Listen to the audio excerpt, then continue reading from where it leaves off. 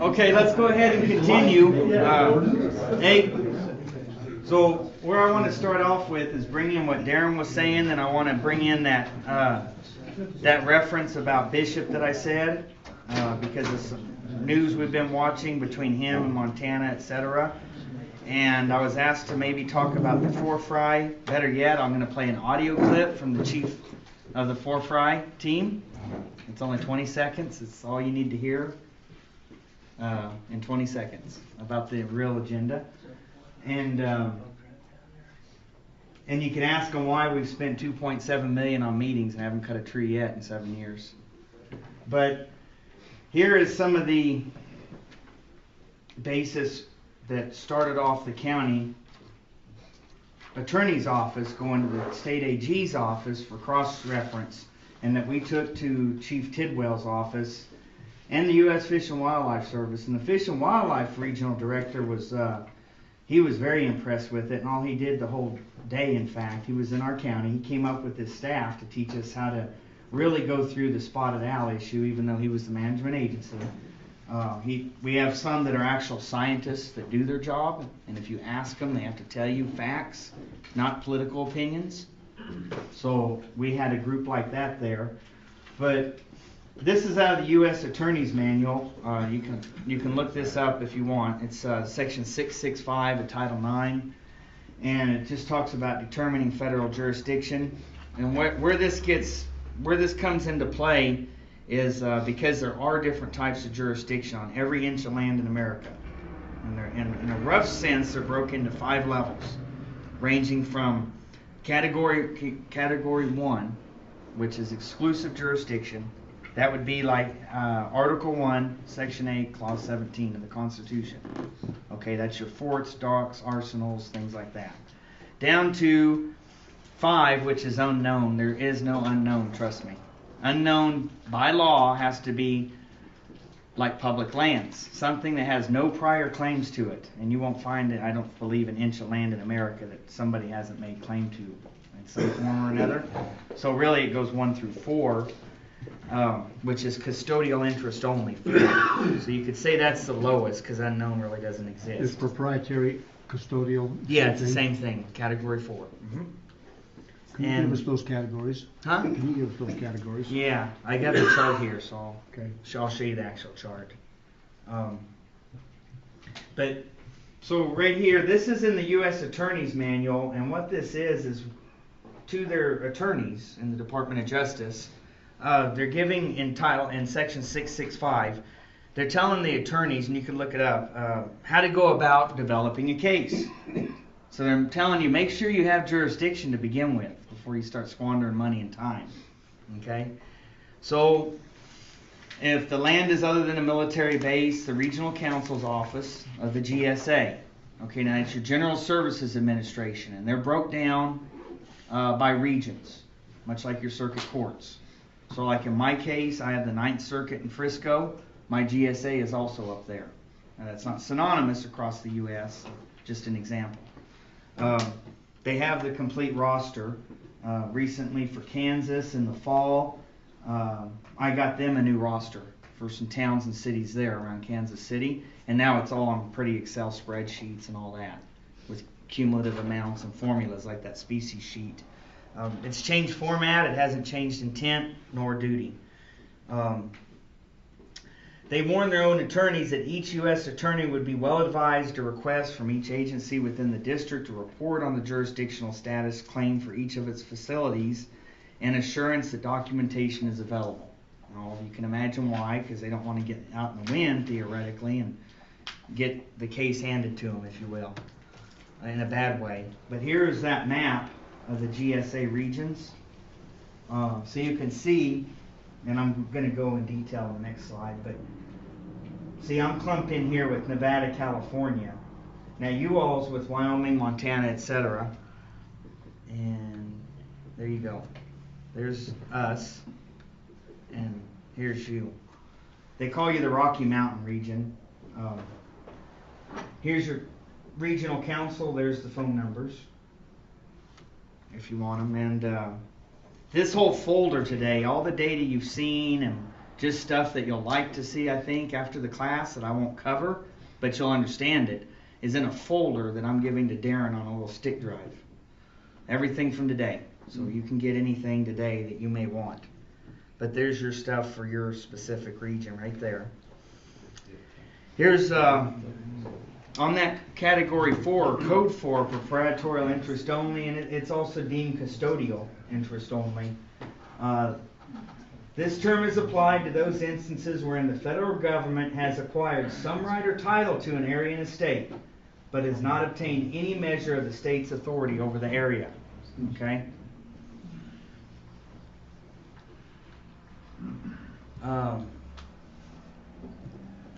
So keep that in mind when I show you these charts here in a second. Now, one thing that comes out is I've had agency people tell me, well, we fall under the needful building clause.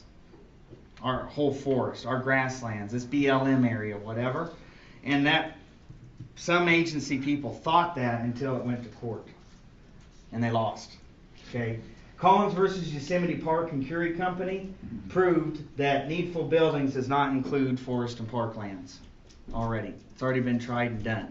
So if an agency person locally, the kind that likes to tell you their handbook says this, tries to pull that on you, don't worry about it. Here's the citations for this one as well. The Organic Act of 1897, the Weeks Forestry Act of 1911, which was a dual-pronged update for 2 reasons. One is there was kind of an agenda, if you will, to how can we better protect the watersheds that in most cases emanate from forested areas, and how do we get rid of some of the loopholes we had in the Organic Act with settlements and western expansion. Congress authorized the states to retain jurisdiction over all national forest lands. Okay, right in those acts that form the basis for the Forest Service, if you will. Okay, now when it comes to roads and federal properties as well, you'll see here, now the reason for these dates is during Vietnam there was a heavy look, and there was actually reports published in 57, 58, 62, and 65. But in 62, Congress codified it. But first in 1941, okay, ramp up for World War II. Okay, what happened was we started gearing up already. It's just a fact. Ford had built a bomber plant already. It was tested, Willow Run, 6 months before Pearl Harbor. Ford Motor Company that put out a B-25 every 50 minutes. You can go watch films of it, all black and whites. We knew we were getting into something. So the Fed started planning, how do we do this? Well, first it was the Attorney General could give jurisdiction over roads across federal properties, because as they're eyeballing properties around the U.S. to be ready for what was going to be an imminent mobilization nationwide, we're going to be building this and that, but we can't just cut a city in half. It's spread all over. So we're going to give them jurisdiction across it when we're in the middle of a highway or something. Then, because of the reports which came out of studies required by Eisenhower and signed by executive order, where every agency director of any agency in the government studied it, then it came out in the land use committees and the public lands committees of the Senate and House, and all the findings were published. I have all those books if you want them. That's really boring reading.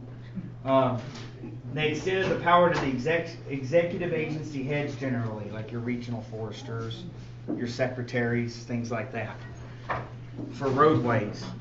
But also, in 1970 and 76 and 78, Congress reiterated it again over and over.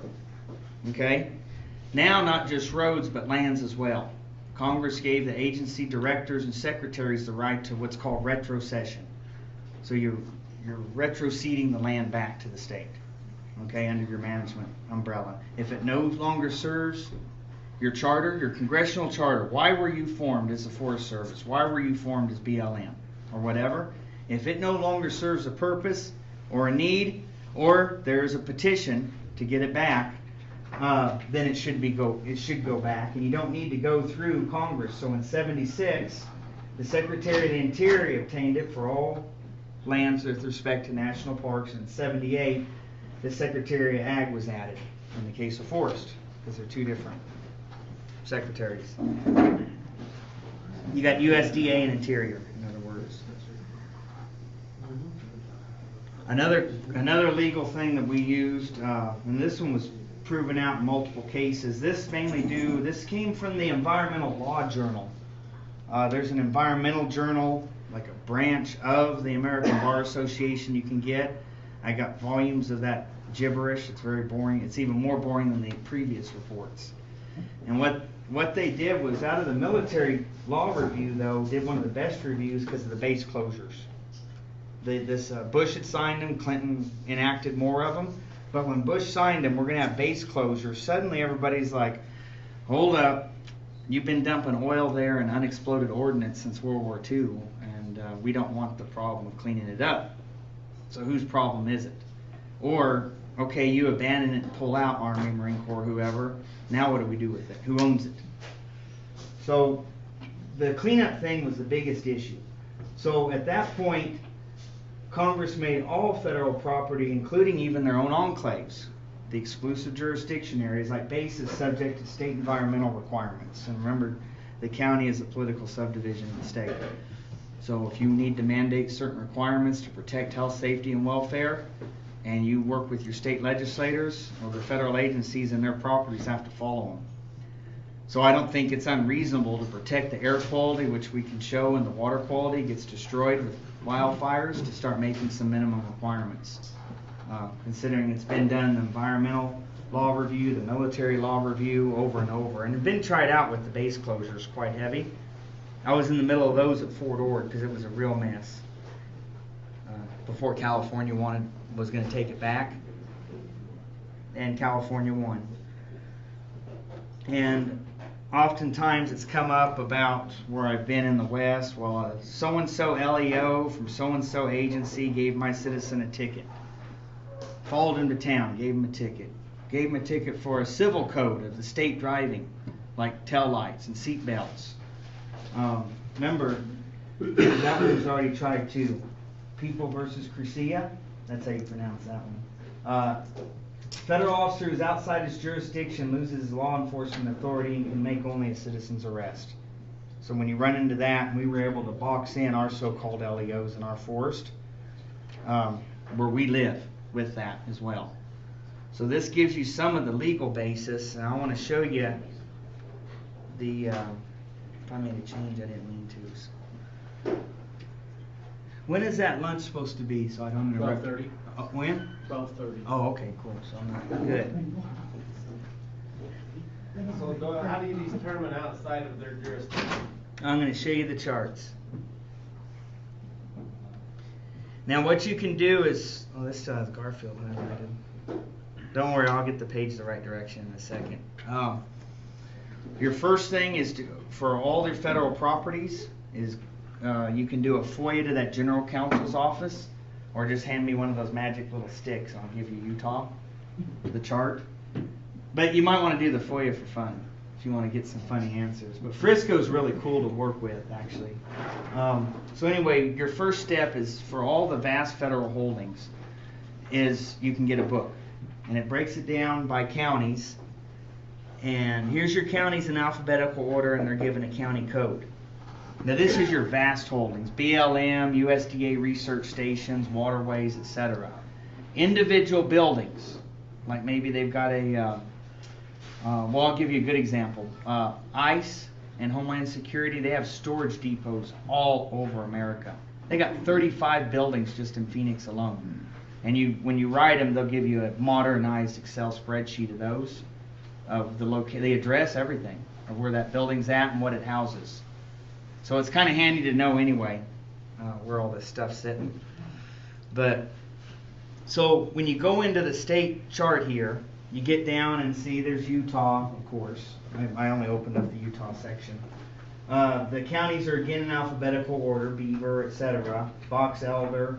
And then, depending on if there's an agency presence at all, they will list the agency, then the service. So they do like agency level, secretariat level. Then they'll give the name as people know it by. So see here you got USDA, so that's agriculture. Department of Interior, and in this case Bureau of Indian Affairs, and it's the Intermountain School. Has 288.7 acres. But something to keep for that school. But the key thing here is notice this category code. This is this column, which I'll show you up here. It's right here, jurisdictional code. And we talked about the 1 through 4, and I'm going to show you the charts, Doug, like you asked, from this own book here. But this is your code. So this is an exclusive one. This post office, okay, under Bureau of Facilities of the Post Office in Beaver County. 1935, it's got 0.4 acres, okay?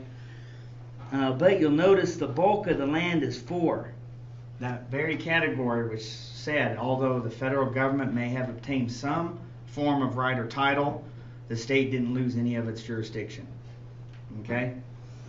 Now, when you go through your little state list here, that was Garfield's, I was picking on them last time. We're going to go down, and it's in alphabetical order. I'm going to go way down here. I want to get you to the mass part. And what they'll do is they'll summarize different forests. So now let's say you're not worried about a county specifically. You just know that there's this land holding you're curious about, like Dixie.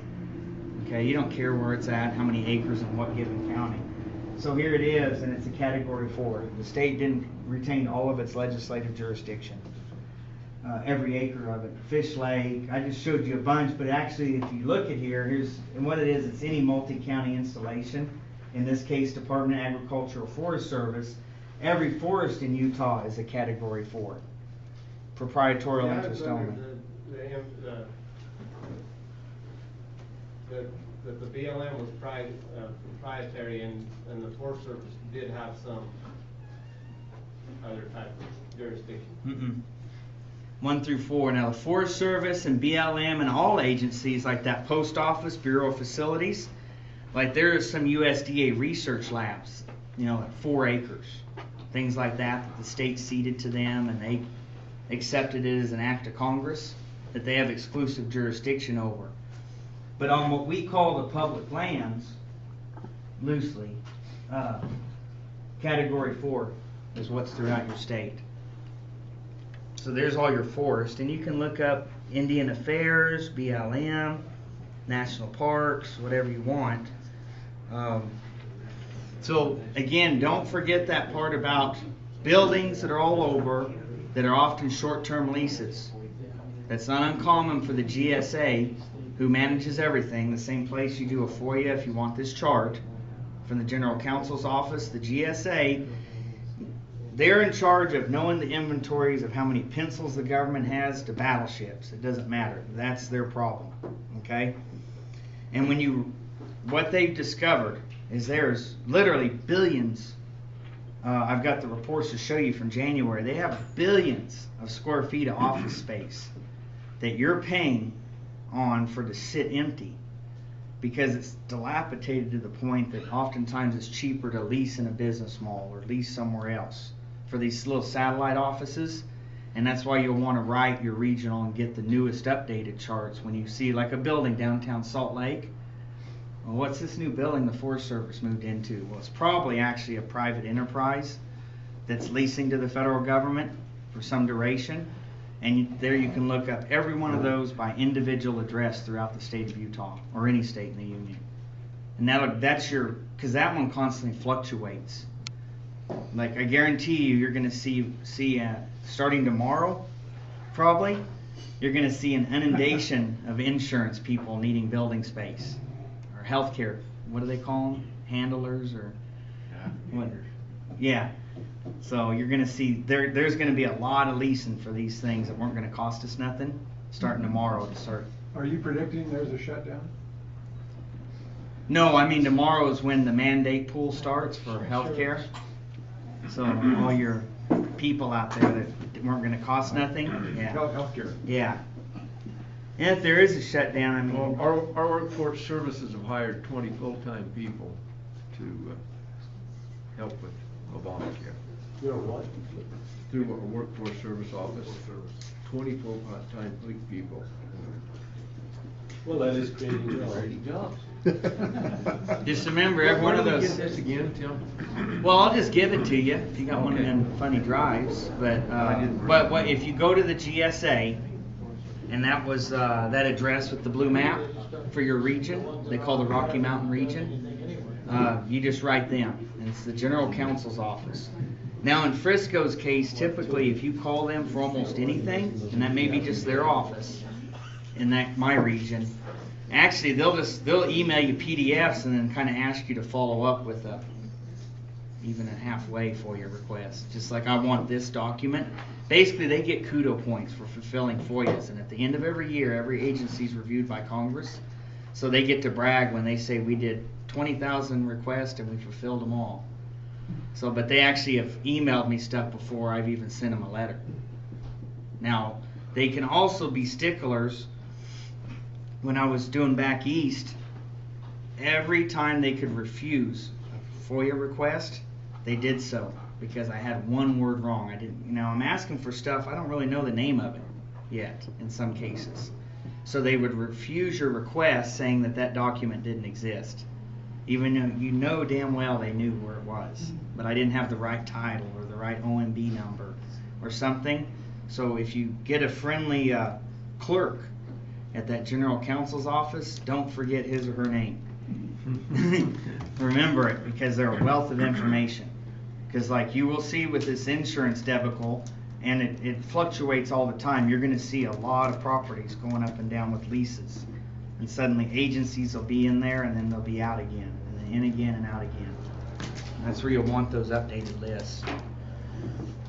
So there's your Utah, and I just show you that in the cases so you can see how it's structured, and you can see, we'll go back down to the bottom again. If it's a multi-county installation, you actually, besides the county breakdowns, you get these by agency at secretariat level. So you've got National Park, Bureau of Reclamation, etc., Defense, Navy, Air Force, etc. It'll give you the category, the acres. See Navy Supply Depot, it's an exclusive. So your state seated it as an act of the Assembly of Utah. The governor signed it and Congress accepted it. Okay? Right there. That's an Article 1, Section 8, Clause 17 type of property. So categories cannot change without state concurrence. Yeah, correct. In fact, from 1946 on, no agency can do it without a 2/3 vote of your state legislature. Before agencies and state land departments were swapping land, and as of 1946, it has to be legislature, governor's signature, and then adoption by Congress. So if there's now let me tell you the one way around it. You'll start seeing these habitat study areas popping up around all over the U.S. They're popping up in the western states. And you'll see, let's say, Fish and Wildlife trucks or Bureau of Reclamation driving around, and it's like their land all of a sudden, right? And you say, well, heck, we never voted on that and gave that to them, and they didn't accept it. How'd they get it? One of the other thing that's going on right now is like in the years 10, 11, and 12, 2010, 11, and 12, the largest land purchaser in New Mexico was the Nature Conservancy. So what has happened through litigation, bad management policies, is they've wrecked the value of land, ranching, timberlands, water, etc. They're going in and buying this stuff for 10 cents on the dollar, and they're turning around and donating it as habitat corridors to the agencies. And it's one way they circumvent the system. It's like circumventing a congressional wilderness declaration by managing as such, their own words, but calling it a habitat study area or a quiet area. So you could see a piece of property pop up, and that is one of the methods that's occurring. NGOs are purchasing it and giving it to the agencies with stipulations. So, like as in you run it like a wilderness forever. Well, if that becomes federal government land, doesn't there have to be even that way, I would think, there's have to be an approval of the county or the state. At some point, someone's going to have to argue. And the reason these books were published was multiple reasons. The World War II We had a good economy post World War II, and there was a lot of people growing, and we needed some land, and we're wondering, well, nobody's out here training anymore, or nobody's over here doing whatever anymore. So people were arguing about who owned what. Now, a big one that proved a lot of your case data comes from the Ninth Circuit, and it's California being greedy as normal. They were constantly pushing the envelope, including in World War II, of mainly taxes. Can we tax that property? Can we tax their wages of working on base? So there was constant back and forth on dairy operations and these army camps, training camps that were set up as to do we have the jurisdiction to tax it? Not only the property, but their wages that work on there within that base, or did we cede it and it's completely yours? And we don't have any jurisdiction to do that taxation. So taxes drove a lot of the casework in jurisdiction. And California being greedy brought a lot of it out. I would say that right now this conservation and habitat area and habitat study area, boondoggle that's going around like the Nature Conservancy and them, it's not long until that's challenged. They found a little temporary loophole, but it's going to get challenged. But for the most case, this number 4 category, that's typically what federal lands would be. Correct. I know I don't think there's any in Utah, but there's some National Park Service areas that they have total law enforcement authority. Yeah. In those Yosemites. Yeah, and it just depends on and then in some cases, like you take our Tano National Forest, it's what's second largest in the system. And it rolls down from our high country and pines into the desert. And Roosevelt Lake and dam there, it's huge. It's only exceeded by Alaska and whatnot. So if you go there, it's category 4, except for the Tano Monument, which is 1,200 acres. So on that 1,200 acres, out of millions, they have exclusive category 1 jurisdiction. Everything else is category 4.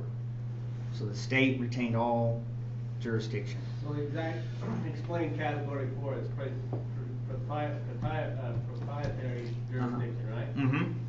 Does that give per se, a BLM the right to have law enforcement? They can have law enforcement there if they're only enforcing their, if they're not messing with citizens and they're only enforcing what's called the Assimilative Crime Act a long time ago. Basically, the federal government really didn't have very many crimes as we went west, except for like gambling, prostitution, murder. So as these laws never matched state laws, and then in the new territories, what happened was this thing called the Assimilative Crime Act. And theoretically that would lump together all the crimes the Fed is worried about, counterfeiting, piracy, etc.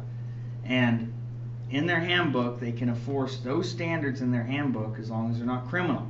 So burnt, like let's say a campfire during, let's say, a no fire season in June or something. But although they can enforce that, you should really force them to the table to work out the dates that the fire restrictions are going to be amongst you as a county and them as an agency. And just that example. It specifically says that they shall contract with local law enforcement.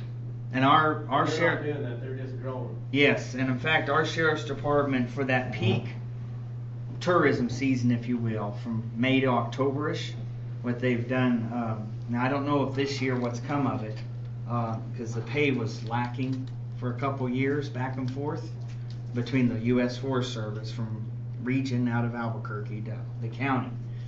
But it was lawful and better for all of us, people on the ground, that the Apache County Sheriff's Office was who out there, paid by the Forest Service, patrol campgrounds on 4th of July, Memorial Day, and all those heavy weekends. Because as a citizen, I would rather run into you that knows the laws and understands my rights, not some federal bureaucrat. They got an 8-hour class, okay? And B, it's more cost effective, and C, it's a shall, which is probably the biggest clicker. Is the BLM working in your county? We don't have BLM. No BLM at all? Well, actually we do. We got like 212 acres. So what about Forest Service? They have LE over there? Forest Service has LEOs for their campground duties. We have 2 in the entire forest. And the rest of the sheriff's office. And in fact, his name is Arona, Officer Arona. Like we were just having to work on some legislation at our state capitol this spring, and as our chief deputy, as he was telling the state panel in the House, basically if Leo Arona sees a DUI, he calls the sheriffs. If he suspects he found a dumped stolen car, he calls the sheriffs. He doesn't get in there and try to play cop or nothing. It's just not his. That's not his problem or his right. That's been our big fight here since I've been here 20 years. Them trying to do civil, everything, yeah. They're trying to, they're out policing everything. Mm-hmm. So, under that category 4, here we have a lot of ATV trails. Mm-hmm. Like say I get picked up on a trail that I shouldn't be on, or I have a vehicle that's too wide for that trail. Yeah, over Do they 60 have the inches. authority to blah, write blah, me a blah. ticket, or is that the county sheriff's job? The county sheriff's job. What And in happens- fact, what happens if they write me a ticket? well, then that's between you and them in the local court. You've got a piece of toilet paper you can use. But if they write it, what's going to happen is the first thing they're going to do is, let's say an LEO is going to write, and they all use them. If a Forest Service LEO, like happened locally, he said this young man that he hauled illegal sized logs off the mountain. They were too big for his permit. Okay. He followed into town, and that's where the guy finally pulled over. And the guy said, pack sand, and drove home. I'm not signing nothing. So the next week, the ranger's office called and said, we want to talk about, because you did buy the permit and there was a misunderstanding. When they got in there, this young man, when he walked in the office, the LEOs were ready to pounce on him. Luckily, he knew something. And so the first thing he says is, I want my sheriff here. So our chief deputy showed up before they dare make a move. The kid signed it and said, I want a trial. So the first thing that happens is when an LEO, it's going to go to some federal court, in our case, Flagstaff. So as soon as it went to Flagstaff, some locals wrote his letter, and all we did was say, please provide us your jurisdictional right to inflict this in town. They immediately dropped the whole case, and that same thing happened with the ATVs with no turn signals, the V trucks with no seat belts, no stoplights, speeding, on and on and on. And the Tonto had to really get roped in because they were following, they've got a vast forest. This is, like I was telling you, it's huge. So you've got this forest boundary that is just out in the desert, apparently, and you can't see it either, around vast towns and mining districts like Globe and Miami. They were following people into town and pulling them over for speeding and seat belts, because most people buckle and they'll just go okay and get the letter in the mail and write the check for $200 to be done with it, and the Fed made a little extra side money. So, which I get, that's not really uncommon either with those agencies. If they have the chance to extort you out of some money, they'll do so. So you got to call their bluff. Now, some of the other items that are in your informational folder, before we get into lunch and whatnot, I wanted to show you something. Since we were talking about mills and timber and water, 2/3 of your water supply comes from forested areas, etc. This is from the Pulp and Paper Manufacturing Association. This is a map of U.S. forests, and it was updated in 12. This was 11 published. My spreadsheet, which is part of your packets, right here, is updated through 12. These are all the mill closures. Now I want you to think about something. Last week in the news, it's come up 3 different times. China is having a buying spree on timber. Now, typically Russia would be supplying this, but because of tensions in the Middle East, Russia is cutting off a lot of the sales to China. Okay, so basically China has this smorgasbord buying spree going on now across America for timber futures, just like they did concrete, just like they did copper, etc., etc. But keep this in mind when you're thinking about jobs and why it's important the states get their land back. Full divestiture, back to the states. The Fed is causing things like this to happen. These are all closures across America, while other countries are expanding in untold amounts. These are all new mills opened over there. We're becoming, again, we're not exporting products again, manufactured wooden goods, we're importing in almost every industry. Also, something to keep in mind is when you say, well, why, maybe someone would say, I can't believe anybody in this room. I hope not. But if you go, there's a thing called the Food and Agricultural Organization, and our Forest Service every decade writes a state of forestry in the United States, but every year they report to the UN's Food and Agricultural Organization the current findings. So here we are, added a net 19,019,000 acres in the last decade reported. I put the red in there because hectares, remember, a lot of people aren't. But in other words, we're adding forestry at a rate of 938,600 acres per year. New forest. That's how fast the growth is exceeding our extraction. Yet we're still closing down and we still don't have jobs and we're burning it up. There is not a shortage. We have a growth in America. So when that line gets pulled on, you don't fall for that one either, okay? This is brand new data because each year, at the end of the year, they finally about June release the data for the previous year. So I say new in that sense. Come December 31st of 12, they start crunching numbers January 1st. June they release the data, and this is from the 2012. So it's the newest you can get. But that's your growth we're burning up while we're saying we don't have anything. Well, China's not stupid. They're buying it. Okay? They're buying control of it. They're opening the mills, and we're even going to be, while we burn our wood up, we're going to sell the rest of it to them and have to buy it back. Oh, here's an article. I didn't even know I had put one in here for you. That's just recent, the 19th of September. So that's in that folder thing for you all. This is from the Forestry Journal, one of the forestry journals I subscribe to. When it comes, that last statistic you had, how is the forests in the nation growing? Is that what that was saying? Yeah, growth versus extraction. In other words, we are actually milling and doing so little timber harvesting anymore that our forest areas are expanding. You talking about area or density of trees? Area. Area. Yes, that's acres, not density. Density's a whole nother bear to wrestle with.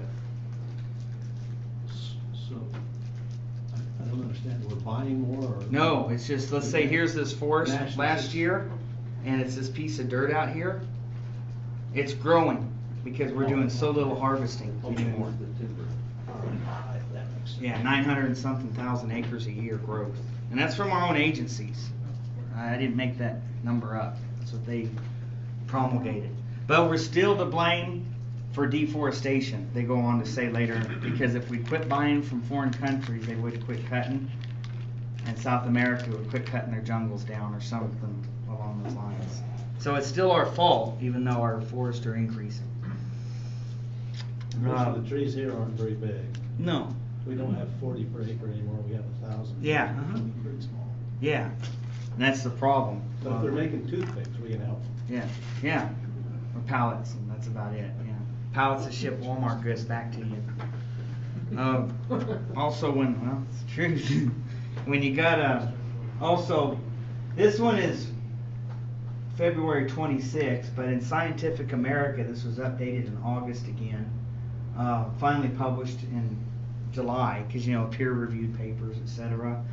This is proving one of the other aspects of why is it important the states get back the land and the counties and states start managing again for health, safety, welfare, which includes productivity. We keep hearing about air quality and global warming and climate change. This is just one of many brand new scientific papers that I have showing where the smoke from the wildfires in America are putting off more smog and more so-called greenhouse gases than industrial America is. And in fact, the California Forestry Institute used the NASA models that Al Gore brags about. They used the same computer system, the same satellite system on purpose. 2 weeks of wildfire in the western U.S. put out the cumulative greenhouse gas of 700,000 cars ran 24/7 for 365 days a year, and all of the industrial output of America. They put out the same amount of smog in 2 weeks. Was there any CO2 on that? Mm-mm, not at all. So, I mean, every direction that we hear reasons why we can't manage our land, we don't have a choice. We can protect air quality, we can make jobs, we can have safer communities, less juvenile delinquency and crime. We have a legal basis, we have a definite economic reason. And if you're into having clean air and water and fishing and whatever, you've got a good reason there too. Since 2/3 of our nation's drinking supply is being impacted by the catastrophic fires. So there's a bunch of reasons why you should be, really proactive on this. Now I wanted to talk about a couple other trends I'm seeing around the western U.S. that it's, I see it up here, and I've seen some inklings of it in Arizona, of course, and New Mexico. It's a western states issue again. This one seems to be leading the way, and it's kind of an updated version of land swaps, if you will. And basically it's, imagine sitting at the table with the adversaries that for 20 years have shut down all your industries and then groveling for a little bit of rights. And now they're going to say, okay, yeah, we'll do some compromise, etc. This is one of the most recent test cases. This is from the 29th of September. So as you can see, it's not really old, but I think something to be leery of, because I'm seeing this throughout the West due to CEQA in California. Right now it's going on in Oregon because the Oregon spotted frog versus the ONC lands, which were supposed to be dedicated to timber. So there's been some land swaps. Now Montana, but look at this. See, they got at least 100,000 acres in national forest for logging, but let's finish. While also creating 667,000 acres of new wilderness. So when I went to school, I think they still lost out when I do the math. And I'm afraid, and I'm not saying this insultingly at all because I really respect your state a ton, but I'm afraid some of the Bishop plan is going this way. So I just be leery because you're right here in the heart of it. Because I haven't seen a plan yet that swaps land back and forth, that sits mutually at the table, that has worked. So, or it ends up like Secure Rural Schools Act. Don't worry, this is 5 years from now, but we promise we'll renew it for 20. And then when you get to the end of 5 years, you might get a 1-year extension. And then every year its survivability is in question. But the whole time they've dropped it by 50% as well. So we got to really watch out for those short-term gains if it's going to do long-term damage. And unfortunately, this tester bill, having gotten across the aisle congressional support, that across the aisle thing again, unfortunately it's making some big headway now. It's this new novel concept. So I mean, the math's right there. They got 100,000 to now log, but they locked up 667,000 additional acres. Permanent. Huh? Permanent. Mm-hmm. Because it's wilderness. I tend to think if everybody understood the federal government's definition of wilderness, I believe even by far the majority of the people supporting wilderness understood the definition and what it can be used for once it's allocated, they wouldn't support it. No, probably not. Because I think people, we watch the advertisements here in Utah, and you see wonderful scenic areas that we all drive right up to that are shown as, and they're touting wilderness. We need to protect our wilderness. That, what we're looking at is not wilderness. You couldn't drive up to it with wilderness. Correct. Even the people that ride bicycles, all of these people that have traditionally supported all of the environmental organizations do not understand what wilderness is. Yeah. Well, you can't hardly fight a fire in them because remember Babbitt stopped all that mechanical firefighting. You can't drop borate in them. So like in our Wallow fire that could have been stopped, the first day, 1,200 acres in 24 hours was it. No, we had to let it grow to a rate where it hit 70,000 acres per day growth, per day. And leave the wilderness area, the Wallow wilderness area before they could fight it. Now it had such a head of steam on it, you weren't stopping it. The real problem, another real problem that I see here is that 100,000 acres that they think is safe now, it's only safe until they've secured the 667,000 acres, and then they're gonna come back and they're gonna want some. Notice of intent to sue. Absolutely. Mhm. They're gonna want that. The concept of hard release is only a concept, it doesn't Correct. agree in real fact. Correct. That's why I'm really concerned about the Bishop bill, because. I am you know, too, because you guys are great neighbors, and I have, and I know you can ask my better half who's out playing somewhere today with the doggies. We have seriously considered, and I have old family up here in Utah. It goes way back, multiple generations, moving here. And I mean, you know, it's a good. You guys are good neighbors, and I see this stuff popping up. So I'm just saying that out there. It's just, please look at the details. Don't fall for the short-term gain. And then on this forest deal, there's always been lots of questions about that, but I keep in mind again on that forest thing. I know a lot of people in the country have their eyes on us because of that, but we don't have anything yet. Okay, so, and I think it's because again we've got this mishmash of ideals sitting at the table. Everybody's going to collaborate, use all the C words. Okay, and kumbaya, even though that's a K word.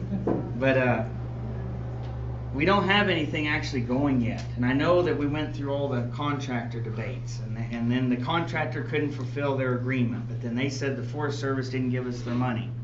And everybody was still pointing fingers. But remember, all the while, we have 7 years of growth versus extraction exceeding it by 400%. And all those years, we keep setting new record wildfires while everybody's at the table negotiating. We're losing, okay? And we lose the 19 firefighters that you're now, and many others that deserve credit too. That just took all the spotlight recently. Why they're at the table negotiating. And then also you have to do the math. It's for forest restoration initiative for a reason. Now, first off, it was supposed to be 100,000 acres a year. When they conceived it and got the grant process, the grant mechanism, which is the collaborative restoration grant out of the regional offices. And that's the thing I told you where they've spent $2.4 million and we've had meetings. Okay? Now, that is now from 100,000 acres a year to 30,000. Then you got to divide that by 4 forest. So now you have 7,500, give or take, per forest per year. 7,500 acres, that's all, per forest per year, if it gets moving. And then to top it off, the newest named contractor is a foreign firm out of Africa that got it, that does have a shell front in Arizona, I'll give them that. But it's a world corporation for global sustainability and sustainable forestry out of Oman in Africa with almost all foreign officers. So I don't see that that's very wise either. So don't sit back and wait thinking forestry is going to be a model that you can just mimic, and it's because it's going to just kick right off, because it's going to been just kick right off for 7 years now. So, and one of the things they said, like I say, their chief forester, I don't know if that volume's even on there or not, because a couple of you asked to break.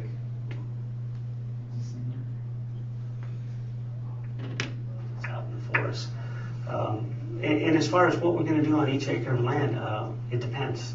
To be honest, to be truly responsive to restoration needs of our ecosystems, we need to be flexible out there. Some acres are going to be thicker than others. There's so many things to consider. The goal of this will be the flexibility that we have when we're out in the forest. And again, the goal is restoration. It is not supplying the timber industry.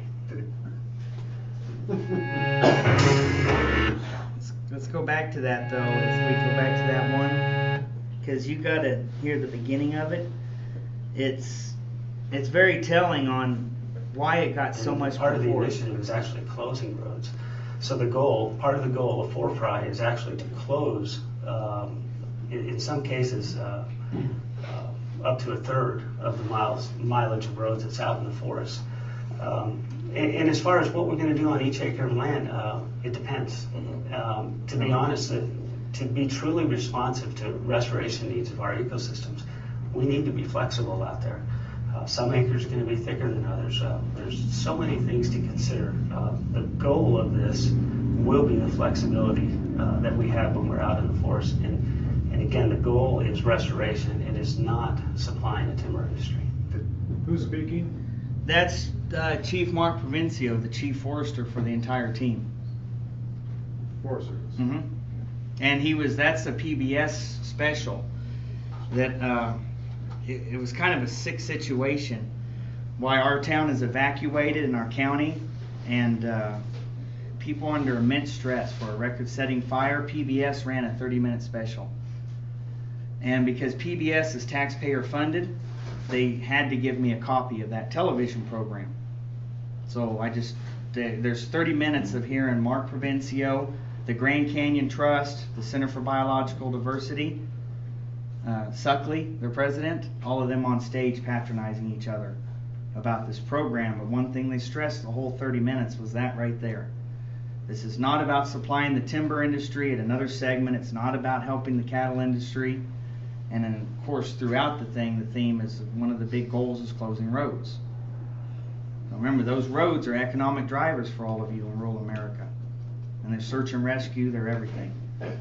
So, I know a lot of people have worked real hard on forests that had some high hopes, but a doctorate in forestry that's a personal friend of mine who quit, who helped founded the committee before they had a name of forest, she left and quit.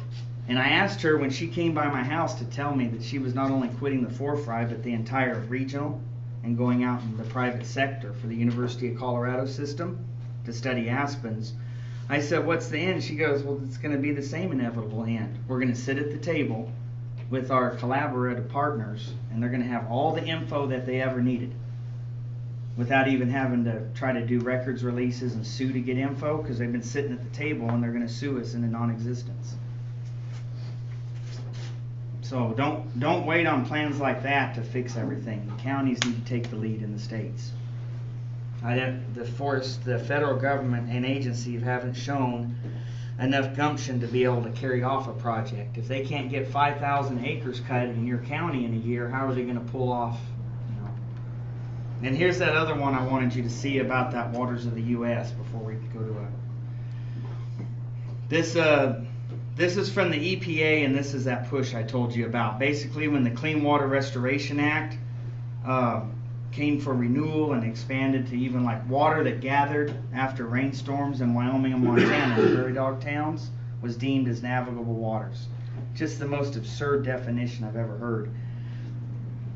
It looked like it was all but beat, and the EPA and the Corps of Engineers has come back out with a revised one. So they've renamed the same thing. So be watching this. This is brand. This is 9/20, the 20th. This was released. You don't. Culverts, storm drains, roadside ditches, flood control programs. Yeah. It's We had it whipped. Yeah, we thought we had it whipped, and in fact, It was whipped in Congress. In Congress. So Obama did the next thing he knows how to do, and that's to go the administrative. That's the same thing we've done with wilderness. We've just changed the name of it and said, now we're going to do this. And if you read this report cited right here, this is in your folder. See this released the draft report of the connectivity of streams and wetlands to downstream waters. I have the maps, and the entire United States is connected from shore to shore. And that which will be used as, quote, the scientific basis needed to clarify Clean Water Act jurisdiction. So I doubt it has much to do with water quality. If you draw long enough, you can make all the water connect to each other, and that's what they did on their map. That whole report's right there if you want it. That big one I'm saying right there, when you click on this, it's like a link. You can. So, Yeah, we got 30 minutes for lunch. We'll do a quick lunch and then we'll get into the grazing piece. Yeah, the grazing and water, and also Supervisor Weller here, he had to come in late because of traveling. This is Supervisor Weller from. Just here to watch. I've seen He's most of good. it before. Yeah. I get to be cheered up by him almost on a daily basis. You actually could do it. So,